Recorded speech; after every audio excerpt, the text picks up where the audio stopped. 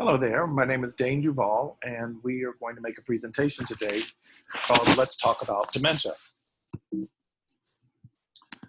So I wanted to introduce myself. Again, my name is Dane Duval. I'm a licensed massage therapist and certified Alzheimer's educator, which is a national certification. I am the Alzheimer's disease and related dementias curriculum coordinator for the Geriatric Workforce Enhancement Program, which is part of the federal government grant to the Kiran C. Patel College of Osteopathic Medicine at Nova Southeastern University in Fort Lauderdale, Florida. I'm also approved by the state of Florida to provide education throughout the state of Florida. So what we're going to do is talk about several different things regarding Alzheimer's and dementia. But first I'm going to show you a couple of videos, and so go ahead and pay attention and we'll pick up some things on the other side of this. What is Alzheimer's disease?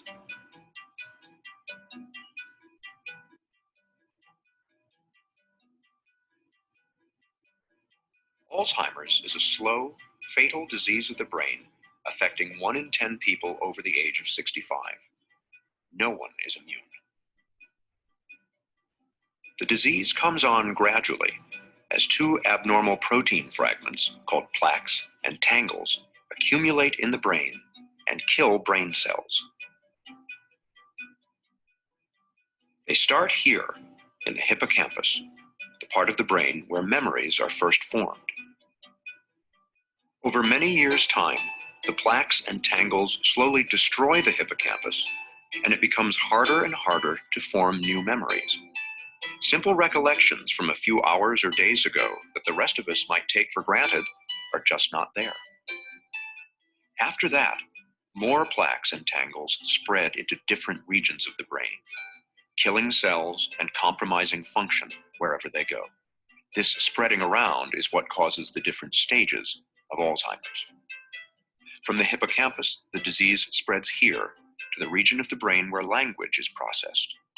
When that happens, it gets tougher and tougher to find the right word. Next, the disease creeps toward the front of the brain, where logical thought takes place. Very gradually, a person begins to lose the ability to solve problems, grasp concepts, and make plans. Next, the plaques and tangles invade the part of the brain where emotions are regulated. When this happens, the patient gradually loses control over moods and feelings. After that, the disease moves to where the brain makes sense of things it sees, hears, and smells. In this stage, Alzheimer's wreaks havoc on a person's senses and can spark hallucinations. Eventually, the plaques and tangles erase a person's oldest and most precious memories, which are stored here in the back of the brain. Near the end, the disease compromises a person's balance and coordination. In the very last stage, it destroys the part of the brain that regulates breathing and the heart. The progression from mild forgetting to death is slow and steady and takes place over an average of 8 to 10 years. It is relentless and, for now, incurable. Helping your family, friends, and neighbors to better understand Alzheimer's will reduce stigma, improve care, and even help the fight for a cure. Thanks for helping to do your part.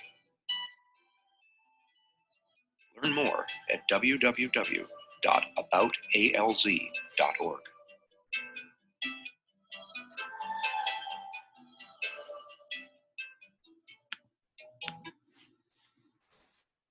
So I wanted to share with you the basics of Alzheimer's disease and dementia. And this is from the National Institute on Aging. Alzheimer's disease is an irreversible, progressive brain disorder that slowly destroys memory and thinking skills and eventually the ability to carry out the simplest task. It is the most common cause of dementia in older adults. While dementia is more common as people grow older, it is not a normal part of aging. And we'll get into a little bit more about what the difference between Alzheimer's and dementia is, but first I wanted to show you another video that is from the National Institute of Health.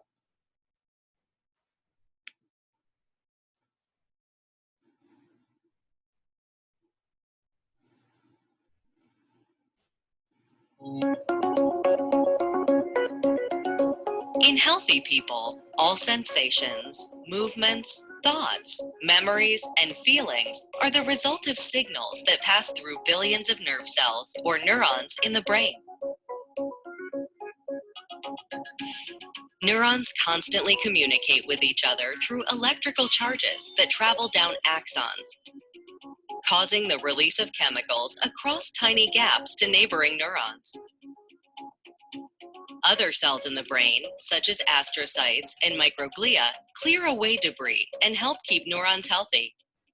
In a person with Alzheimer's disease, the most basic form of dementia, toxic changes in the brain destroy this healthy balance. These changes may occur years, even decades, before the first signs of dementia. Researchers believe that this process involves two proteins called beta amyloid and tau, which somehow become toxic to the brain. It appears that abnormal tau accumulates, eventually forming tangles inside neurons. And beta amyloid clumps into plaques, which slowly build up between neurons. As the level of amyloid reaches a tipping point, there is a rapid spread of tau throughout the brain. But tau and beta amyloid may not be the only factors involved in Alzheimer's. Other changes that affect the brain may also play a role over time. The vascular system may fail to deliver sufficient blood and nutrients to the brain. The brain may lack the glucose needed to power its activity. Chronic inflammation sets in as microglial cells fail to clear away debris, and astrocytes react to distressed microglia. Eventually, neurons lose their ability to communicate. As neurons die, the brain shrinks, beginning in the hippocampus, a part of the brain important to learning and memory. People may begin to experience memory loss, impaired decision-making, and language problems.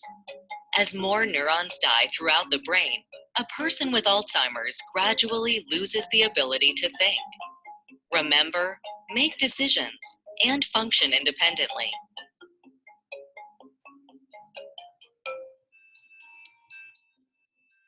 Achieving a deeper understanding of the molecular and cellular mechanisms and how they may interact is vital to the development of effective therapies. Much progress has been made in identifying various underlying factors. Advances in brain imaging allow us to see the course of plaques and tangles in the living brain. Blood and fluid biomarkers are providing insights about when the disease starts and how it progresses. More is also known about the genetic underpinnings of the disease and how they can affect particular biological pathways. These advances enable the development and testing of promising new therapies, including drugs that reduce or clear the increase of tau and amyloid proteins in the brain, therapies targeting the vascular system, glucose metabolism, and inflammation, and lifestyle interventions like exercise or diet, and behavioral approaches like social engagement that may enhance brain health. Research is moving quickly, ever closer to the day when we can delay or even prevent the devastation of dementia. So I know that with a lot of information given during that presentation, it kind of balances both the clinical and also the practical. So there's probably quite a bit of information that you could gather from that, and hopefully it is beneficial for you. You can always look for that at the National Institute on Aging underneath their resources for you. So right here is another short video showing about the most current facts and figures from the Alzheimer's Association that was just released in the month of April of 2020.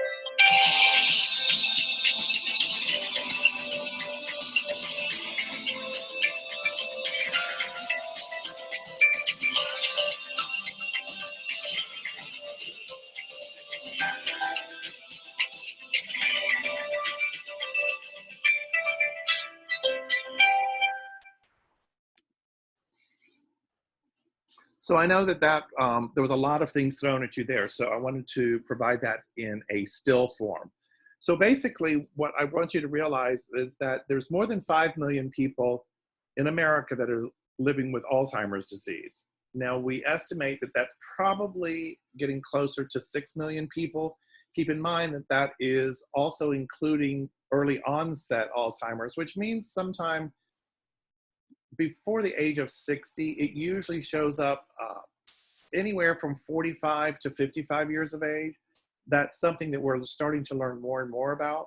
But when added all that up, just in Alzheimer's disease, we're looking at about 5.8 million people. It's currently ranked the 6th leading cause of death in America.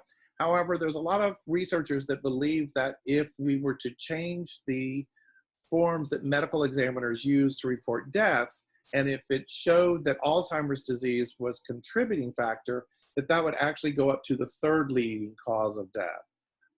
We know that 1 in 3 seniors, so people 65 and older, are people that 1 in 3 of those people actually die of Alzheimer's or another form of dementia. An interesting fact is that it kills more than breast cancer and prostate cancer combined each year. Another interesting fact here is the amount of money that's being spent in America in 2020. It's estimated that $305 billion will be spent, and that's including from Medicare, Medicaid, insurance, long-term care insurance, and out-of-pocket. What that doesn't take into consideration is that there are more than 16 million Americans that provide unpaid care for family members or loved ones or friends. The reason for this is that, as we know, a lot of insurance does not cover taking care of someone with this disease. It's a very long and costly disease, and the majority of the care is provided by family members or friends, and they're not paid for that. However, the value of that is 18.6 billion hours, and if you were to add that up at the national minimum wage, that would come out to 244 billion. So you add 305 billion and 244 billion, and you get the most expensive disease known to the United States. What's interesting also is that as we've made great strides and progress in healthcare, we can see that between 2008 and 2018, that heart disease deaths have decreased by 7.8%. However, the deaths attributed to Alzheimer's disease during that same period has increased by 146%. And when we talk with physicians, primarily the primary care physicians and general practitioners, they really feel that at least half of them feel that we are not ready as a society or as a medical profession to be able to handle taking care of this many people. So here are the 10 warning signs of Alzheimer's. And it doesn't mean that you have to experience all 10 of these, but these are things that you should look for in yourself or family members or loved ones or friends. So we'll go through these, and I'm sure that you can see some of these things, but I want to warn you against those things when you say, oh my goodness, I've lost my keys. I can't find my keys. I can't find my keys. When we all do that. If that happens, then give this thought. When you find your keys and when you look at them and you go, what are these for? What is this thing I'm holding in my hand? When it gets to that point, then that's when you should worry, not when you can't find your keys. So that's a common thing among all of us, especially as we get older. And another thing to remember is, a lot of times we forget people's names. You can see their face. You can tell where you've met them, if you've worked with them. All of these things, keep in mind that your brain never forgets anything that it has learned, seen, smelled, music. All of those things are still stored in your brain for your entire life. So as we get older, and I'm sure many of you have had old computers. When you all of a sudden you're looking for something and the computer goes round and round and round and round and it can't find the file you're looking for. Well, that's the same with our brain. We have to sort through a lot more memories to get to those things that maybe we haven't seen that person in a while, or you can't remember the name of a dish that you wanted to cook, or maybe you can't remember a place that you visited just off the top of your head, but you will finally eventually get to that because your brain knows how to sift through everything. That way you can figure out things over time. So don't be surprised when, and don't be worried when things happen like that and you're not able to recall things quickly. So that's not what memory loss that we should be concerned with. The memory loss that we should be concerned with is when it disrupts your daily life. Not being able to remember when you get to the kitchen that you're in the kitchen. Or things, for instance, like I was mentioning, when you look at the keys and don't know what those things are being used for. Another thing becomes challenges with planning or solving problems. This is a lot of times when we see things that could be, and I know my father died from Alzheimer's disease and vascular dementia about 10 years ago. And he had the disease for probably about 12 to 13 years that we know of. One of the first things he forgot was his 4-digit PIN code when he would go to the ATM. So that's kind of part of the challenges in planning or solving problems, or multiple tasks. You're not able to do those things, which leads us to number 3 is completing, having difficulty completing familiar tasks, things that you've done over and over again. Like for instance, so both of these could kind of go hand in hand, but those familiar things that you can't do. Another thing my father forgot was how to tie a tie. My dad was a minister in small churches, and of course he wore a tie every day. And from his business career previous to that, he tied a tie every day of his life, and he started forgetting how to do that. And that was some things that really contributed to his confusion and sometimes some consternation. The 4th thing that we look at is also confusing time and place. Like someone talks about, oh, well, we're in Detroit, when actually that might have been where you lived growing up, but you're actually now living in Boca Raton. So these kind of things, or possibly getting confused what year it is. Also, we see that there's spatial problems whenever you're looking and trying to look at images, or also the spatial relationship between images. We see that a lot of times when people are taking steps, like we've all almost fallen off of a curb or didn't see the curb. Well, that happens a lot with people with Alzheimer's and dementia, is especially in rooms that have different colors, like it could be a rug on top of a floor, or it could be when you're going from one room to another and the color changes. That person might want to step down when there's really no step down. That is the brain. Keep in mind that the brain is constantly dying during Alzheimer's disease. Little pieces, just like we were seeing in that second video of the neurons in different parts of the brain starting to die. If you look at it that way, you realize that inevitably the brain will shut down, but it does it slowly and slowly over time. There's also number 6 shows us that new problems with words or speaking. So a lot of times, and I know that this would be like with my father, he would start, and so I went to that place that I went, and so, and then that was it. So how many of you understood exactly what I was talking about? How many of you people have experienced that with someone you love or a friend? So it kind of becomes like a word salad. People aren't able to put the words together and having trouble and difficulty finding the words and then understanding what their meanings are. Also, number 7 is, we go back to those keys again. We're misplacing things and losing the ability to retrace the steps.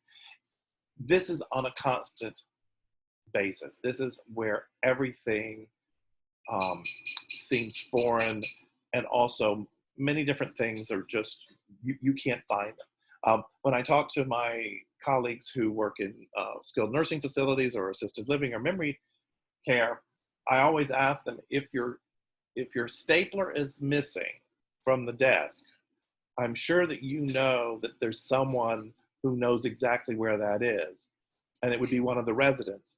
Um, we see that that happens because it's kind of like a hoarding situation. But in those cases, a lot of times people just cannot keep track of where things are.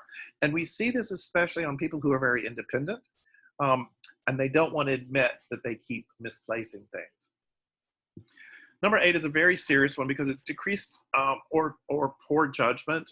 Sometimes this could be inhibitions. This could be people that start cursing, or a lady that I knew, she told this story that every time she would go out in public with her father, he would walk by somebody and he would talk really loudly and say to her, "Did you see that fat lady that just walked by?"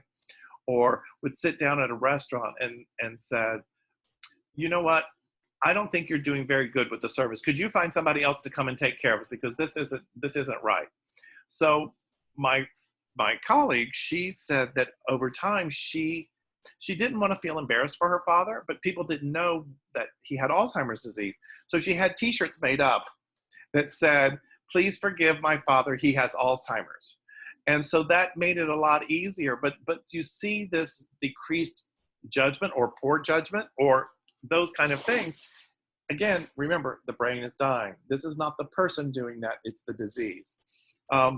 We also see that in early parts of this, since we're looking at warning signs before we even know that there's Alzheimer's or dementia, people are withdrawing.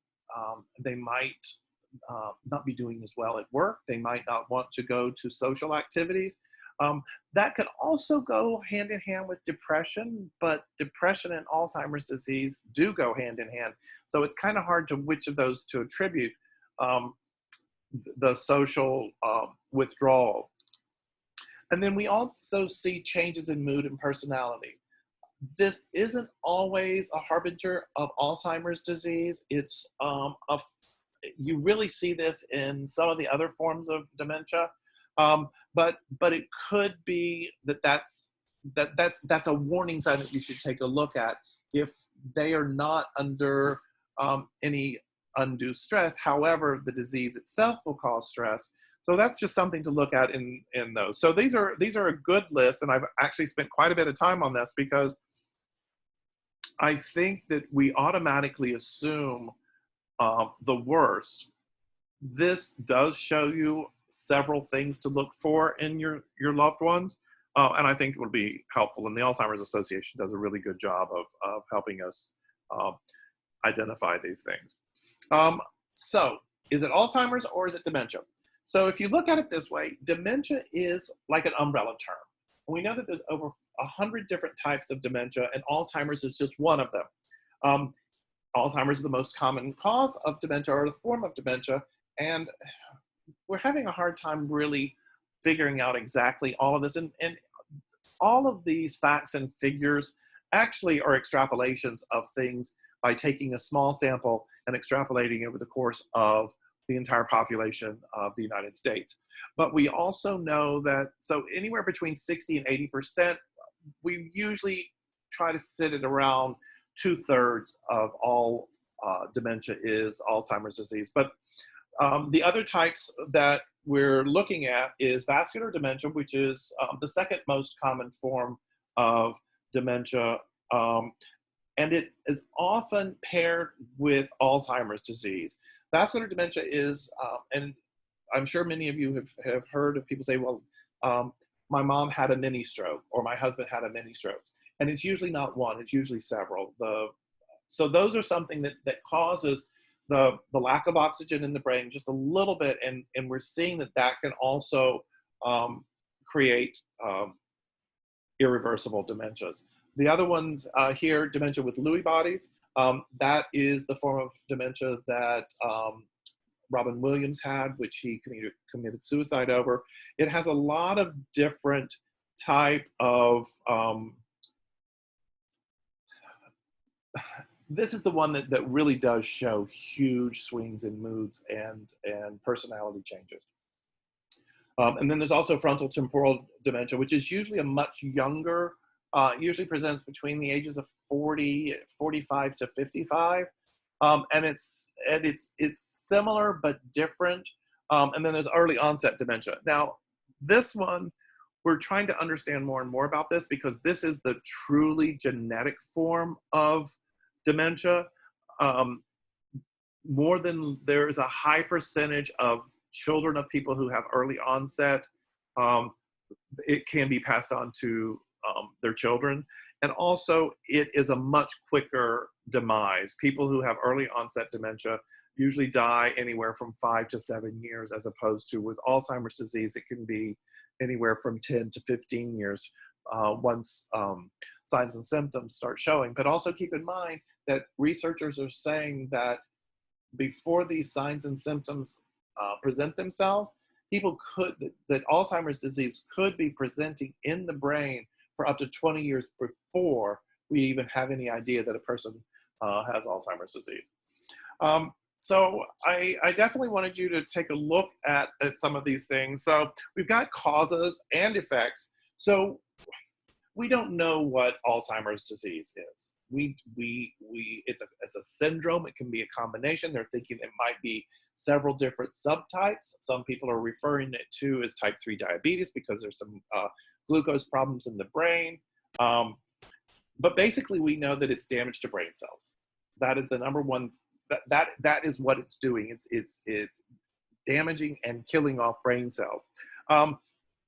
So you can see a whole list of things here, and like I was saying before, and all that little video is showing that the neurons, there's like little gaps or they're misfiring. So this neuron wants to communicate with that neuron, but somehow the arc goes.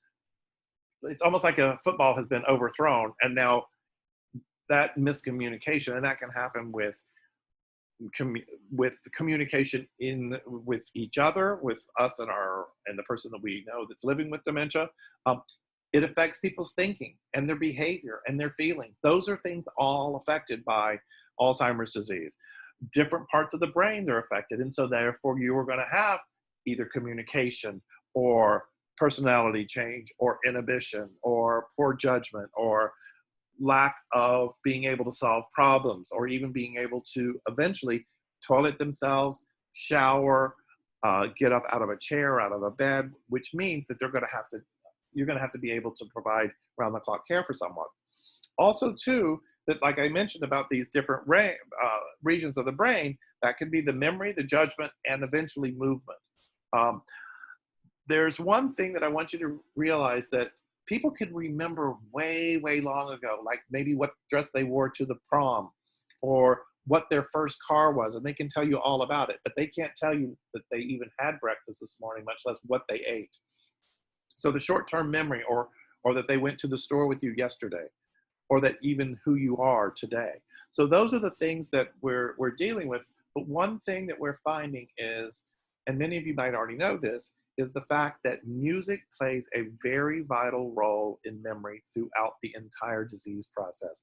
We've seen people who have been nonverbal or non-communicative for many years, and all of a sudden they'll hear a song that they knew growing up or something, and all of a sudden they'll start humming, or they might even start singing the words. We still don't understand exactly why the part of the brain that holds the memory of music stays with us, but it's really comforting because we have many really great music therapy programs that actually help calm people down when they get agitated, or entertain them and actually give them a better quality of life.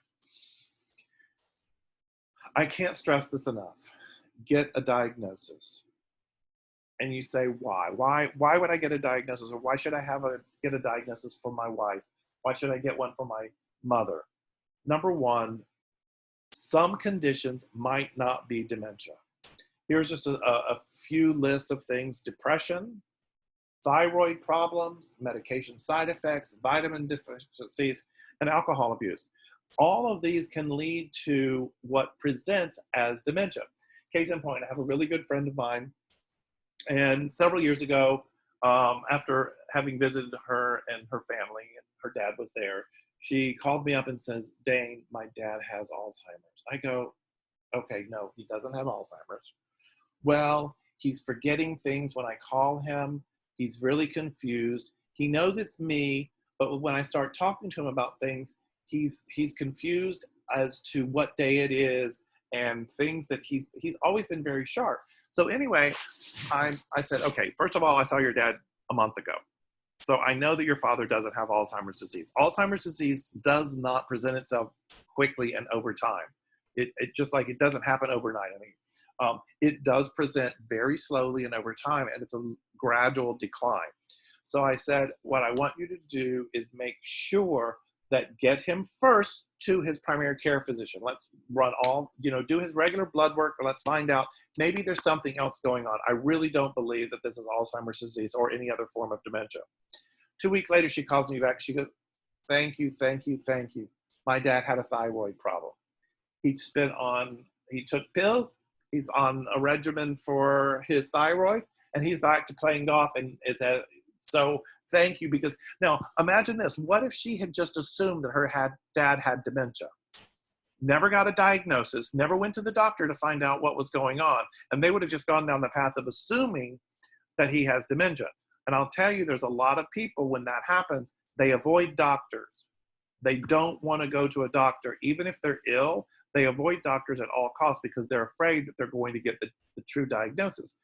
So my belief, and I believe that most of us in this world of dementia education and treatment, we want to know what type of dementia it is. And this is almost always now, there's a team effort between a neurologist and a geropsychologist. These are psychologists who specialize in people 65 and older. And whereas the neurologist can kind of pinpoint what it is, but with the psychologist, they can work on figuring out what type of disease this is. And sometimes it's also in conjunction with neuropsychiatrists. So depending on the team there, what you want to do is, because if you are diagnosed with Lewy body dementia, you don't want to be on certain medications that in case you was for Alzheimer's. They do not work well under that particular type of dementia.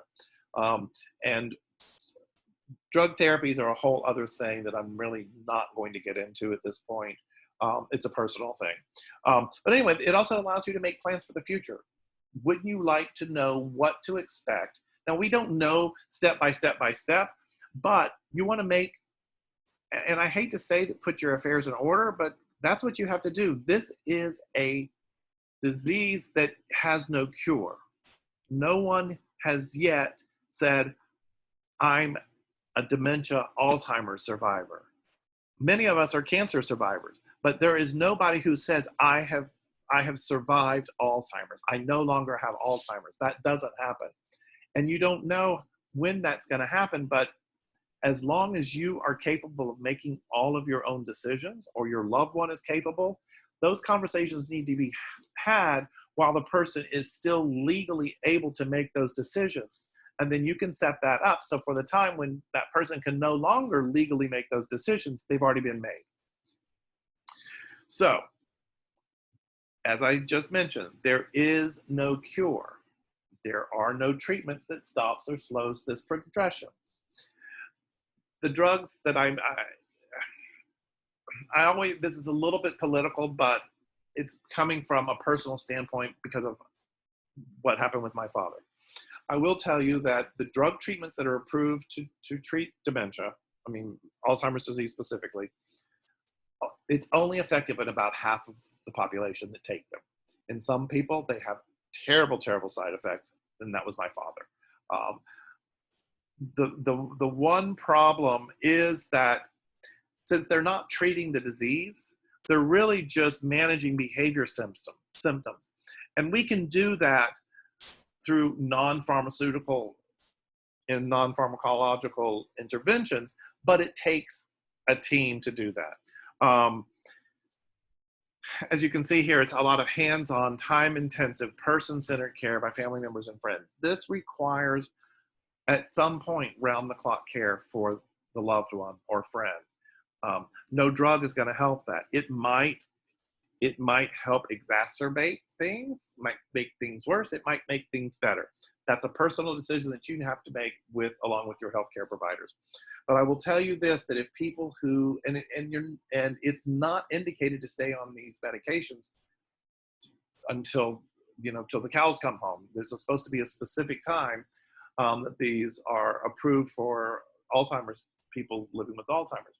So I will tell you that if people, when they kind of come off of this medication, they actually have a steeper decline than people who are not on the medication. So that's just something you need to have conversations with your healthcare providers. The risk factors for Alzheimer's disease. Number one is age. So if you don't want to get Alzheimer's disease, then you don't get old. That's the basic number one. That is the number one risk factor, is getting older. There is some research showing that there's family history. Like, for instance, my father died of Alzheimer's disease. I have a 16-time more likelihood of having Alzheimer's disease than someone whose parent did not have it, but it doesn't mean I'm going to get it. There are some genetics that come into play with this, and these are certain genes that are abnormal the way they've developed. And so you can get one from each of your parents, and a person who gets copies of these genes in normal genetic studies, that would mean that if you got a copy from each of your parents, you would also have the disease. There are plenty of people who get both copies that never get Alzheimer's disease. There are people that have 0 copies that do get the disease. So genetics, we are not there yet for figuring that out. And like I said, we don't know what really causes this. We know what the byproducts of this disease are, but we don't know what causes it yet. We have seen that head injuries are also risk factors, especially multiple head injuries. So that's why the huge concern for kids playing sports, get hit about the head quite a bit. That's where we're seeing the NFL having to create a foundation for its players, because many of them are coming down with something called CFL, and that is something that presents itself like Alzheimer's disease, but it is truly part of the dementia spectrum. And we also know that heart health can play a role in dementia, especially when we see the mini strokes. Preventions. Can we prevent Alzheimer's disease? And that's what there are actually prevention studies going on right now. And these are things that we want to see if we can actually prevent this. And basically what we're saying is just good common sense in healthy living. So that's we see that, lowering your cholesterol, making sure your blood pressure is in check. You want to try to avoid having diabetes. Now, sometimes that's genetic, but do as much as you can do in the world of cardiovascular risks. Also getting regular exercise and having a heart healthy diet. Those are important things. But you know what? These are things that contribute to prevention of a lot of diseases. So I don't want to preach that this is going to keep you from getting Alzheimer's disease, because perfectly healthy people who have lived a very clean lifestyle get Alzheimer's disease. So I don't want to give false hope. This is just, we know that healthier people in general don't have a lot of diseases. We know that remaining social and having a very active brain and those kind of things, and keeping it very active. Crossword puzzles are not necessarily going to keep you from getting Alzheimer's disease. There's that thing that advertises on the evening news every year, which had to take away their claims. That's not going to keep your brain more fit against Alzheimer's disease. But I will tell you, doing new things will help it creates new pathways in the brain. Like, for instance, if you go to the grocery store the same way every day, start changing it up, go a different way, get lost and figure out how to get home. Do things differently. If you do your laundry the same way all the time, change it up. If you cook a recipe a specific way. Now, baking, I'm not going to tell you to change how you bake, because I know that's a science. That's not an art. But try to figure out new recipes or things that that are new and learning new. Go to new places, travel places you've never been. And instead of using a guide, just walk around and find, first of all, that's going to give you an excitement. You're learning something new, and also you're gaining new social connections. And again, it's all of these lifestyle changes which will help you to be healthier, which we feel that can prevent Alzheimer's and dementia. But there is no confirmed studies of this, even though we are showing those in trials, scientific trials now. So something that I want to talk to you about is enrolling in drug trials. So here's a little bit from the Alzheimer's Association about people who are participating in those. I'm very motivated to participate in Trial Match. I lost my father to Alzheimer's 3 years ago. I was in my early 20s and he was diagnosed, and I was his primary caregiver for 8 years. After living with that and living through that, I need to make a difference.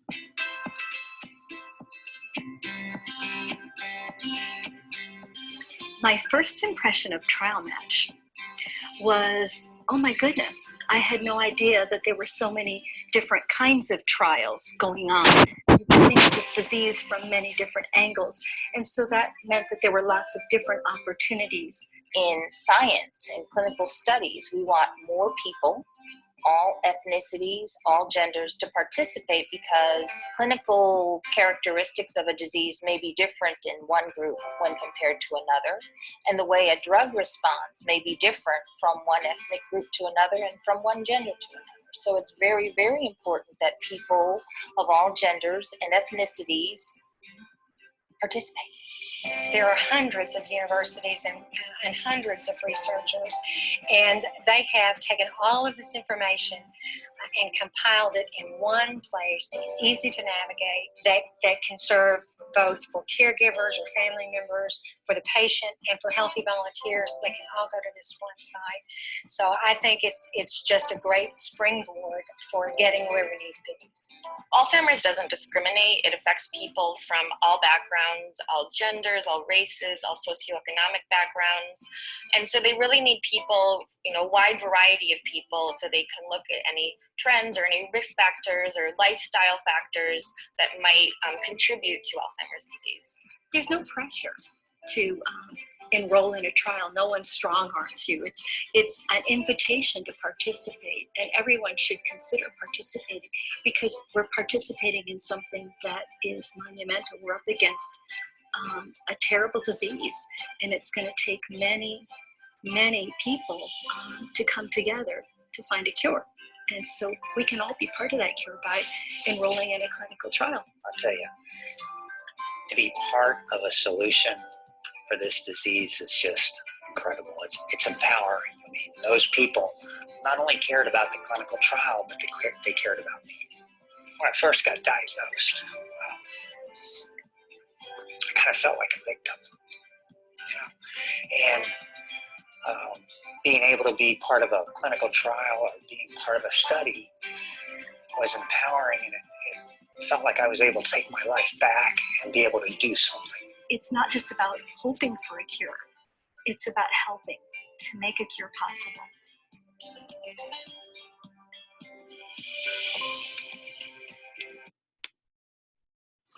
So, as I mentioned, it's very important.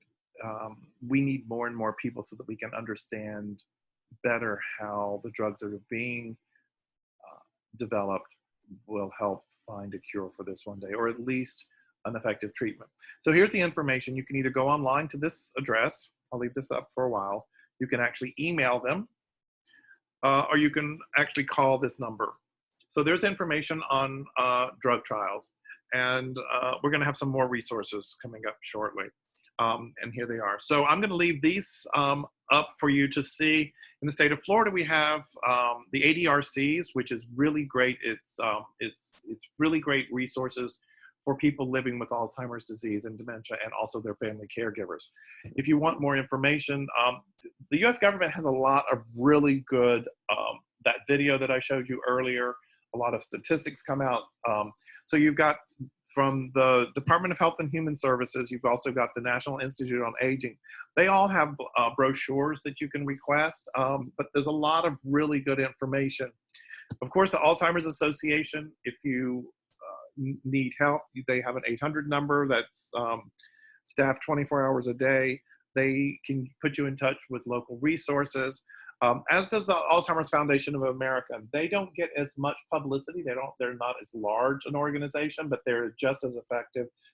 They are much more care-driven. The Alzheimer's Association is very care-driven, but a lot of their fundraising is done for research, whereas the Alzheimer's Foundation of America doesn't fund research per se. They have a little more hands-on resources for family members. And then ADEAR, which is the Alzheimer's Disease Education and Referral, part of the federal government, that has some really good resources. So of all of these, I think that a good place to go is the last one when you're looking for resources or information, and then the Alzheimer's Association for local help. Here's some tips and resources. These are very good ideas that you can take away from caregiver.com, which they're a clearinghouse for caregivers of all types of diseases and illnesses. They've got some really good articles there. A Place for Mom has some really great resources, and I wholeheartedly recommend them for resources, and you can also reach out to them for local resources. And then Home Care Assistance, which is also a home health agency or home care agency. They've got a really good blog. All of these are, especially the last one, Place for Mom and Home Care Assistance, they do a daily or weekly blog. If you need help trying to find programs, you'll see that there. And then again, the trials match and clinical trials. So hopefully you can have copied those things to get resources there. Now, for our friends who are Spanish speaking, I've also included some resources here in Espanol. So there are things that helps you understanding what dementia is. And again, this is all in Spanish. The first one is, in fact, all of these are from the CDC. The 10 warning signs that we went over, but those are in Spanish. Also, help with the family. Where can you get resources, and also self-care. And this isn't necessarily talking about self-care for the person living with dementia. This is for caring for yourself as a caregiver. So I've really enjoyed sharing this. I know that I've only kind of scratched the surface on a lot of things, and I'm sure you will have some questions. The last slide will show my contact information. Feel free to reach out to me with emails, questions, or comments. But in the meantime, if you copy this down and go to this website, the federal government likes to know that we're being effective in our outreach. This survey it's just 6 simple questions, very easy to answer. It takes you less than 5 minutes. Just copy down the address very carefully, because it will only take you to the survey that I need you to fill out. When you get to the very first thing, it says presentation title. Please put in there, let's talk about dementia. And then you'll have the 6 questions that you can answer. So I'll leave that up for a few more seconds so that you can copy this down. And we really do appreciate you having this. In some cases, paper copies of this will be provided to a group that's watching or attending this presentation. And if that's the case, go ahead and fill those out. Again, the presentation title is Let's Talk About Dementia. Fill out all of those things. This is completely anonymous. Your name isn't on this. We don't track it in any way. You won't be getting a follow-up phone call or email or anything. So please don't worry about that. It's just that, the federal government likes to know that their money is being well spent. And so if you'll make sure you do that. And like I said, if you got a piece of paper, the form at your organization, just turn that back in for me. So anyway, again, my name is Dane Duval. I'm the Alzheimer's Disease and Related Dementias Curriculum Coordinator. I realize that's a mouthful. Trust me, look how long it takes to write it out on a page. The Geriatric Workforce Enhancement Program is federally funded for 5 years. It started July 1st of 2019. We'll go for 5 years at Nova Southeastern University at the Kiran C. Patel College of Osteopathic Medicine. And I really thank you for this time. And I know that you will have questions. Please feel free to contact me at my email address on the screen, which is Dane, D-A-Y-N-E, at Dane, D-A-Y-N-E, Duval, D-U-V-A-L-L.com. And again, I know that I couldn't have possibly answered all of your questions, but I hope I've given you some insights into what this disease is, the most expensive disease that we're dealing with. And so please, like I said, feel free, if you have any questions, please utilize those resources that I mentioned on those last few pages. They are priceless and you will find lots of information. So again, thank you very much for your attention today, and I really appreciate your time. Thank you.